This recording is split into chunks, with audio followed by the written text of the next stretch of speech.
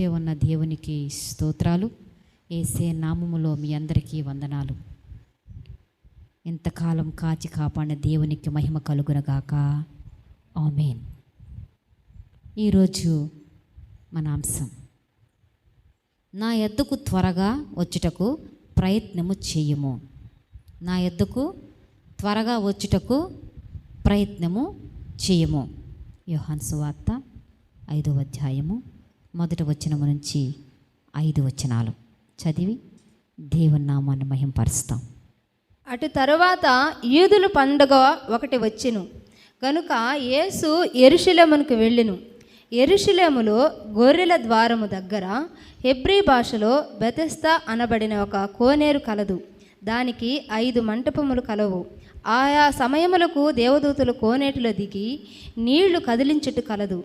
నీరు కదిలింపబడిన పిమ్మట మొదట ఎవడు దిగునో వాడు ఎట్టి వ్యాధిగ్రస్తుడైనా బాగుపడును. గనుక ఆ మండపములో రోగులు, గ్రుడ్డివారు, కుంటివారు, ఊచకాలు చేతులు గలవారు గుంపులుగా పడియుండిరి. అక్కడ 38 ఏండ్ల నుండి వ్యాధి గల ఒక మనుష్యుడుండెను.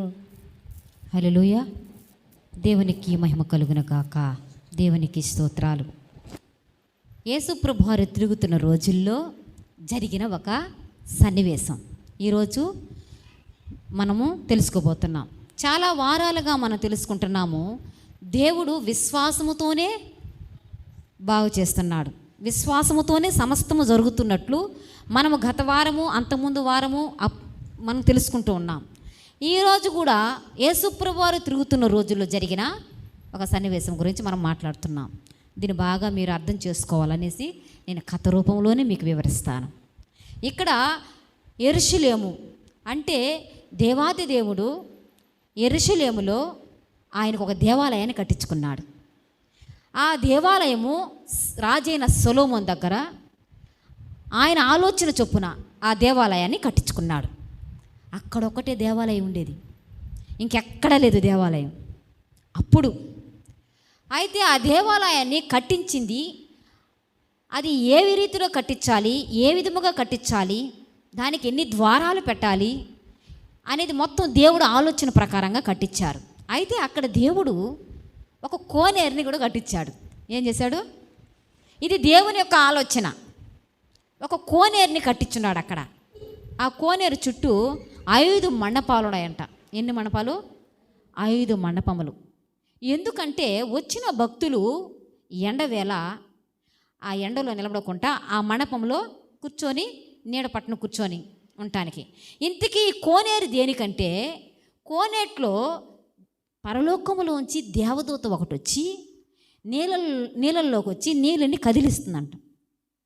నీళ్ళని కదిలించినప్పుడు ఎవరైతే ఎట్టి రోగం కలుగున్నా సరే ముందుగా దూకుతారో వాళ్ళకి స్వస్థత కలుగుతుంది.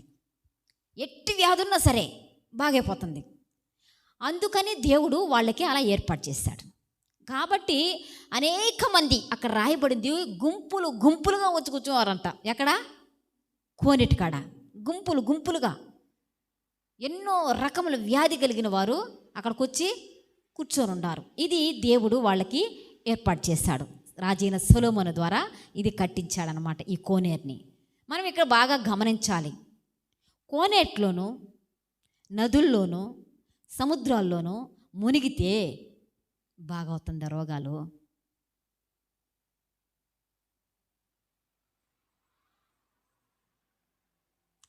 కోనేట్లలోనూ, కోనేరుల్లోనూ, సముద్రాలలోనూ, నదుల్లోనూ, ఏ కాలవల్లోనూ మునిగితే రోగాలు బాగవుతాయా? ఈ కాలంలో నిలబడి చూస్తే బాగవు. కానీ అప్పుడు కాలంలోకి వెళ్ళిపోతే, ఆది కాలంలోకి వెళ్ళిపోతే, దేవుడు ఏర్పరిచిన ఆ పాతవారు జీవిస్తున్న ఆ సత్యకాలం అంటారు కదా, సత్యకాలంలోకి వెళ్ళిపోతే అప్పుడు దేవుడు వాళ్ళకి రోగాలు ఆ కోనేరుల్లోనే దేవుడు వాళ్ళకి స్వస్థత కలిగించినట్లు మనం గమనిస్తున్నాం. ఎందుకు ఈ విషయం చెప్తున్నానంటే, దేవుడు ఎందుకు ఆ విధముగా ఏర్పాటు చేశాడు? ఇది దేవుడు ఏర్పాటు. ఇది ప్రతి గుడి దగ్గర కోనేరు ఉండే విధంగా ఈరోజు అపవాది కూడా ఏర్పాటు చేసుకునేసింది. దేవుని చూసి మొత్తం చూసి కాపీ. దేవుని చూసి యాజిటివ్ ఎలాగుందో అలాగ అది కూడా ఏర్పాటు చేసుకునేసింది. అయితే దేవాతి దేవుడే తన దేవాలయం దగ్గర ఒక కోనేరుని ఏర్పాటు చేసి రోగులకు దేవుడు ఏర్పాటు చేశాడు. నేనేడుగుతున్నది ఏంటంటే, ఏ కోనేట్లోనూ ఏ నదుల్లోనూ ఏ సముద్రాల్లో మునిగితే బాగయ్యే పని అయితే ఈ హాస్పిటల్ ఎందుకు, ఈ డాక్టర్లు కదా. ఇప్పుడు కాలంలో నిలబడి చూస్తే మాత్రం జరగదు కానీ అప్పుడు కాలంలో జరిగేటివి. ఎందుకు దేవుడు అలా చేశాడు అని చూస్తే, దేవుడైన యెహోవా అప్పుడు మనుషులు ఒక హృదయ ఆలోచనలు బట్టి దేవుడు వాళ్ళకి అలా ఏర్పాటు చేశాడంట. అప్పుడు ఉన్న వారి హృదయ ఆలోచన ఏంటంటే, చూస్తేనే నమ్మతారు, తాకితేనే నమ్ముతారు, తాగి చూస్తేనే వాళ్ళకి నమ్మకం వస్తుంది, కంటితో చూస్తేనే వాళ్ళకి నమ్మకం వస్తుంది. మనందరికీ తెలుసు అబ్రహాం, దేవుడు స్వరముతో అతను పిలిచాడు. ఆ స్వరము యొక్క అనుభూతిని ఆయన పొందాడు, దాన్ని విన్నాడు. తన జనాన్ని వదిలేశాడు, తన తల్లిదండ్రులు వదిలేశారు, తన బంధువులు వదిలిపెట్టారు, తన పట్టణాన్ని వదిలిపెట్టాడు, తన రాజ్యాన్ని వదిలిపెట్టాడు, సమస్తం వదిలిపెట్టి దేవుని కొరకు వచ్చేసినాడు. అందరూ తెలుసు కదా. హల్లెలూయా. మోషే అగ్నిపొదలో దేవుణ్ణి కనుగొన్నాడు. చూశాడా అంటే వారికి అప్పుడు చూస్తేనే నమ్మకం వచ్చేది. అందుకని దేవుడైన యెహోవా వారికి చూపించేది. ఈరోజు అలా ఉంటే ఎంత బాగుండు అనిపిస్తల్లా. అయితే దేవుడు ఆ రోజుల్లో మోషేకి ఒక అగ్ని చెట్టు మండిపోతున్నది, ఒక పొద మండుతుంది. దేవుడు అక్కడ చూస్తూ వెళ్తాడు. వెళ్ళినప్పుడు ఆ మంట ఏంది, చెట్టు అలాగే ఉంది కానీ ఎందుకు ఇలా మండుతుంది తెలియటం లేదు ఆయన. అయితే ఆయన ఎందుకు అలా వెళ్ళాడంటే, దేవుడు ఆ కొండ మీద ఉన్నాడు, దేవుడు ఆ కొండ మీద ఉన్నాడు అని చెప్తే ఆయన చూడటానికి వెళ్ళి ఆయన వెతుకుతాడు. ఆయన్ని వెతికినప్పుడు అప్పుడు ఒక పచ్చ పొద మండుతుంటే అప్పుడు ఆ పొదకాడికి వెళ్ళి చూస్తే ఆ పొదలో ఉంచి స్వరం వినపడుతుంది, మోషే మోషే అని, నీ పితరుల దేవుణ్ణి నేను, నా బిడ్డల్ని విడిపించుటకు నిన్ను ఎన్నుకున్నాను. అంటే ఆ విధముగా కనిపిస్తేనే, తాకు చూస్తేనే నమ్మేవారు ఆ రోజుల్లో. మనందరికి బాగా తెలుసు ఇంకొకరు, హిజ్కియా గారు, రాజైన హిజ్కియా గారు. ఆయనకి మరణ రోగం వచ్చినప్పుడు ఆయన కన్నీటితో ప్రార్థన చేస్తాడు. దైవజనుడికి దేవుడు చెప్తాడు, నువ్వు వెళ్ళి అతనికి చెప్పు, రాజుకి అతనికి మరణము సమీపించింది, తన ఇల్లు చక్కబెట్టుకోమని చెప్పు, మరణించబోతున్నాడని చెప్పని ఒక పాస్టర్ ద్వారా పంపిస్తాడు. ఆ పాస్టర్ గారు వెళ్ళి ఆ రాజుకు చెప్తాడు, రాజా నువ్వు మరణించబోతున్నావు, నీ జీవితాన్ని చక్కబెట్టుకో అయ్యా, దేవుడి దగ్గరికి వెళ్ళాలి కదా, దేవుడు చెప్పమన్నాడంటే అప్పుడు రాజు ఏడుస్తూ దేవునికి మొరపెడతాడు. దైవజనుడు చెప్పేసి బయటకు వెళ్తున్నాడు. ఆయన గోడ పక్క తిరిగి దేవుడి సన్నిధిలో ఏడుస్తాడు, అయ్యా నా ప్రార్థన నీకు తెలుసు, నా ప్రవర్తన నీకు తెలుసు, నా ధర్మకార్యాలు నీకు తెలుసు అని దేవుని దగ్గర అడుగుతున్నప్పుడు దేవుడు ఆయన ప్రార్థన విని దైవజనుడు ఆయన దగ్గర నుంచి బయటికి వెళ్ళే లోపు అక్కడ దేవుడు అతనితో మాట్లాడతాడు. ఏమని తెలుసా, వెనక్కి వెళ్ళి రాజుతో చెప్పు, నీకు ఆయుష్ని పెంచుతున్నాను అని చెప్పినప్పుడు దైవజనుడు, ఇప్పుడే కదా చెప్పాను నేను, అప్పుడే అంత త్వరగా వెళ్ళిపోయింది ఆయన ప్రార్థన.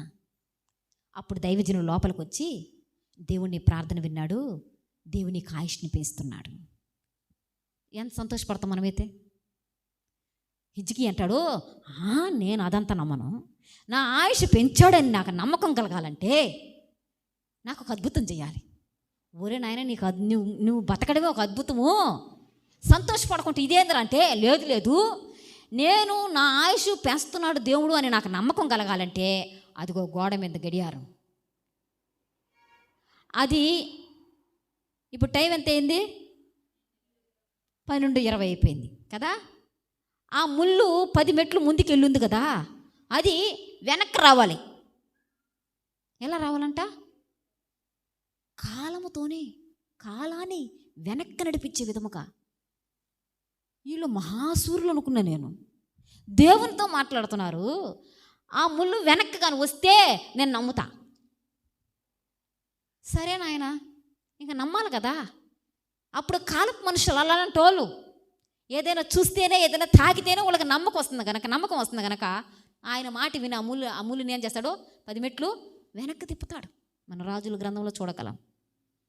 ఇంకొక ఆయన ఉన్నాడు, ఆయనైతే మహాఘోరం. మరి దేవుడికి ఎంత పరీక్ష పెట్టాడంటే, ఆయన గిద్యోను కానీ దేవదూతను పంపించి, దేవుడు గిద్యోను లే బలాఢ్యుడా, నువ్వు వెళ్ళి నా బిడ్డను విడిపించుకోరావాలా అని అంటే, అమ్మా నన్ను విడిపించుకురమ్మని నన్ను పంపిస్తున్నావే, నేను ఒకటి పోయి యాడ్ చేస్తానంటే, భయపడద్దు, సైన్యములకు అధిపతి అయిన యెహోవా నీకు తోడుగా ఉంటాడు, వాళ్ళని విడిపించుటకు నీకు శక్తినిస్తాడంటే, అమ్మా నేనాడా నమ్ముతాను? నన్ను పంపించిన తర్వాత ఆ తర్వాత ఆయన రాకపోతే ఒరే ఏం చేయాలి చెప్పురా స్వామి, ఏం చేయాలి ఇప్పుడు చెప్పయ్యా, నీకు ఏం చేస్తా నమ్ముతావు నువ్వు? దేవుడు నీతో కూడా వస్తాడు, నీతో దేవుడు వస్తాడు, వాళ్ళని విడిపిస్తాడంట, చెప్పయ్య అంటే ఆయన అంటాడు, రా గొర్రె బొచ్చుల్లా అదొక దగ్గర పచ్చికలు వేసి, ఇదిగో ఈ పచ్చిక మీదంతా మంచు వాలాలా, ఈ గొర్రె బొచ్చు మీద మాత్రం మంచు వాలకూడదు, అప్పుడు నమ్మతాను నేనంట. సరే నాయన చూడు అని అంట. ఒక రోజులో చూస్తే, ఉదయం లేచి చూస్తే మొత్తము ఆ పచ్చిక మీద అంతా మంచు వాలింది, ఆ గొర్రె బొచ్చు మీద మాత్రము మంచులే. అప్పుడు దైవజనుడు, ఏనాయనా ఓకేనా? అప్పుడు ఓకేనా? కుదరదు, రా ఇంకా ఏం చేయాలరా, ఇదిగో ఈసారి ఈ గొర్రె బొచ్చు మీద మాత్రమే మంచు రావాలి, ఈ గడ్డి మీద అంతా మంచు రాకూడదు. చూశారండి అప్పుడు కాలపు మనుషులు, వాళ్ళతో దేవుడు ఎలా ఏగారో ఒకసారి ఆలోచించండి. సరే రా నాయన చూపిస్తాను, అలాగే చేశాడు దేవుడు. హల్లెలూయా. అప్పుడు చేసినప్పుడు అప్పుడు నమ్మి గిద్యోను లేచి బయలుదేరి ఆయన జనాంగాన్ని విడిపించడానికి వెళ్తాడు. ఎందుకు దేవుడు ఇలాంటి పని చేస్తున్నాడంటే, ఆ రోజుల్లో మనుషులు ఎలాంటి వారు? చూస్తే నమ్మేవాళ్ళు, తాగితేనే నమ్మేవాళ్ళు. హల్లెలూయా. అందుచేత దేవుడు ఏం చేసిందంటే, వాళ్ళకి ఏదో ఒకటి చూపించేవాడు, వాళ్ళకి ఏదో ఒకటి తాగి చూపించేవాళ్ళు, అలా చూపిస్తూనే వాళ్ళు నడిపిస్తూనే వస్తున్నాడు దేవుడు. హల్లెలూయా. బాగా ఆలోచించాలి. ఈ లోకంలో దేవుడు ఎక్కడున్నాడంటే ఏం చెప్తాం?